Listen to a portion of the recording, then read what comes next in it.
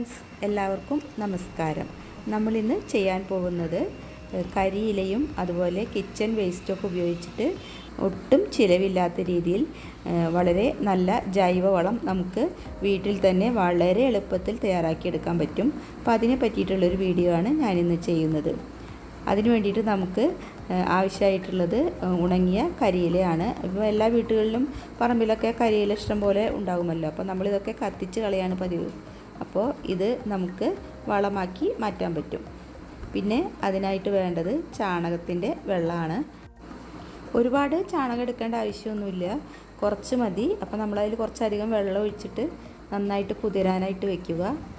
അതിൻ്റെ തെളിയാണ് നമ്മൾ ഇതിലേക്കായിട്ട് ഉപയോഗിക്കുന്നത്. ഇനി ചാണകം കിട്ടാൻ ബുദ്ധിമുട്ടുള്ള ആളുകളാണെങ്കിൽ കിച്ചൺ വേസ്റ്റ് ഉണ്ടായാലും മതിയാവും.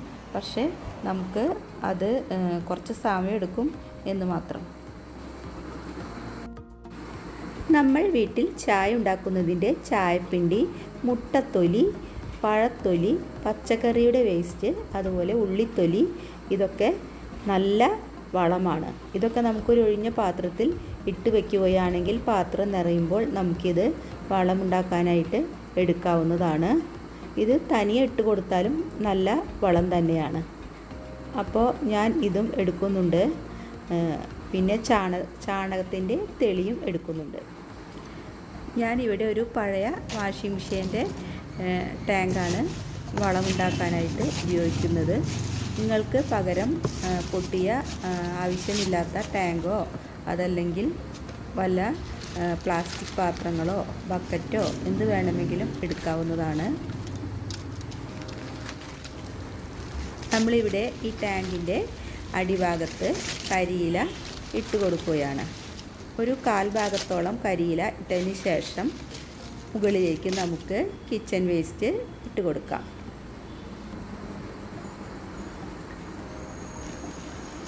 ശേഷം കുറച്ച് ചാണകവെള്ളത്തിൻ്റെ തെളി ഒഴിച്ചു കൊടുക്കാം. 1 കപ്പോളം ഇത് ഒഴിച്ചു കൊടുക്കുന്നുണ്ട്.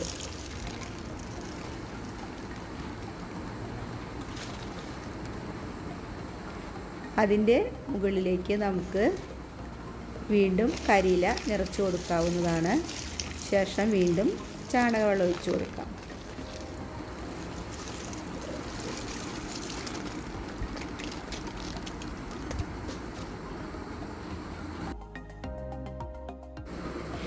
ഇനി ബാക്കിയുള്ള കിച്ചൺ വേസ്റ്റ് കൂടി ഇതിലേക്ക് ഇട്ട് കൊടുക്കാം. ഇങ്ങനെ ഇട്ട് കൊടുത്തതിന് ശേഷം നന്നായിട്ട് ഇളക്കി കൊടുക്കണം. ഈ ചാണകവെള്ളവും കരിയിലയും കിച്ചൺ വേസ്റ്റൊക്കെ കൂടിയിട്ടൊന്ന് മിക്സായിട്ട് കിട്ടുന്നതിന് വേണ്ടിയിട്ടാണ് ഇങ്ങനെ ചെയ്യുന്നത്. അങ്ങനെ നമുക്ക് വീണ്ടും ബാക്കിയുള്ള കരിയില കൂടി ഇതിലേക്ക് ഇട്ട് കൊടുക്കാം. നിങ്ങൾക്ക് പുല്ലോ അതുപോലെ ഈ ശീമക്കൊന്നയുടെ ഇല അങ്ങനെയുള്ള ഇലകളൊക്കെ ഉണ്ടെങ്കിൽ അത് ഇട്ട് കൊടുക്കാം. അതൊക്കെ നല്ല വളമായിട്ട് മാറുന്നതാണ്. അപ്പോൾ നമുക്കിതൊന്ന് നന്നായിട്ട് അമർത്തി കൊടുക്കണം. ഇതിൽ മാക്സിമം കരിയില നമുക്കിങ്ങനെ ഇട്ട് കൊടുക്കണം. ഇത് വളമായിട്ട് കഴിഞ്ഞാൽ വളരെ കുറച്ചേ ഉണ്ടാവുകയുള്ളൂ. അപ്പോൾ ഞാൻ ഈ ചാണകവെള്ളം മുഴുവനായിട്ട് ഇതിലേക്ക് ഒഴിച്ചു കൊടുത്തിട്ടുണ്ട്. അപ്പോൾ നമ്മുടെ കരിയില ഫുള്ളായിട്ട് അമർത്തി ഇതിലേക്ക് നിറച്ചിട്ടുണ്ട്. 2 ടാങ്കിലും ഞാൻ നിറച്ചിട്ടുണ്ട്. ഇനി നമുക്ക് ഇതിൻ്റെ മുകളിലോട്ട് ഒരു ഷീറ്റ് വെച്ചിട്ട് ഒന്ന് നന്നായിട്ട് വെള്ളമൊന്നും കടക്കാത്ത രീതിയിൽ മൂടി വെച്ച് കൊടുക്കണം. ഇതിന് മുകളിലേക്ക് ഞാൻ കുറച്ച് പുല്ല് കൂടി ഇട്ട് കൊടുത്തിട്ടുണ്ട്. ഇനി നന്നായിട്ട് ഇളക്കിയതിന് ശേഷം നല്ല ടൈറ്റായിട്ട് എന്തെങ്കിലും ഭാരമുള്ളത് കൊണ്ട് മൂടി വയ്ക്കുക.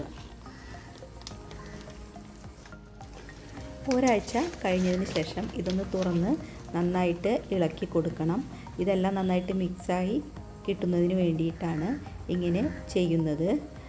ഇതിൽ കുറേ കഴിയുമ്പോൾ കുറേശ്ശെയായിട്ട് മണ്ണിരകൾ വന്നു തുടങ്ങും. അപ്പോൾ ഇവയാണ് ഇത് വളമാക്കി മാറ്റിയെടുക്കുന്നത്. അപ്പോൾ ഇത് നന്നായിട്ട് ഇളക്കിയതിന് ശേഷം നമുക്കത് ഒന്നുകൂടി മൂടിയിട്ടിട്ട് വയ്ക്കാം. 1-2 മാസം കഴിയുമ്പോഴേക്കും ഇത് വളമായിട്ട് മാറും. ഇപ്പോൾ നമ്മളിത് വെച്ചിട്ട് ഏകദേശം 1 മാസമായി കാണും. അടിയിലുള്ള കരിയിലൊക്കെ നല്ല വളമായിട്ട് മാറിയിട്ടുണ്ടാവും. ഇതിൽ കുറേശ്ശെയായിട്ട് മണ്ണിരകൾ വന്ന് തുടങ്ങിയിട്ടുണ്ട്. ഇത് കുറച്ചും കൂടി 1 മാസം 1.5 മാസം കൂടിയൊക്കെ കഴിയുമ്പോൾ ഫുള്ളായിട്ട് വളമായിട്ട് മാറും. ഇത് നമുക്ക് ഇൻഡോർ പ്ലാന്റ്സ് വെക്കാനും ഒക്കെ പച്ചക്കറി കൃഷി ചെയ്യാനൊക്കെ എടുക്കാവുന്നതാണ്. യാതൊരുവിധ ദുർഗന്ധമോ കാര്യങ്ങളോ ഒന്നും ഉണ്ടാവുന്നതല്ല. ഇത് ഞാൻ ഇതിന് മുൻപായിട്ട് ഉണ്ടാക്കി വെച്ച കരിയില വളമാണ്. അപ്പോൾ വീഡിയോ ഇഷ്ടമായാൽ സബ്സ്ക്രൈബ് ചെയ്യാത്തവരുണ്ടെങ്കിൽ ദയവായിട്ടൊന്ന് സബ്സ്ക്രൈബ് ചെയ്യുക. ഇതിലോട്ട് കുറച്ച് ചകിരിച്ചോറും മണ്ണും കൂടി ചേർത്ത് നമുക്ക് ചട്ടിയിൽ നിറച്ചതിന് ശേഷം പ്ലാന്റ് നടാവുന്നതാണ്. അപ്പോൾ എല്ലാവരും ഒന്ന് ട്രൈ ചെയ്ത് നോക്കുക. Thank you.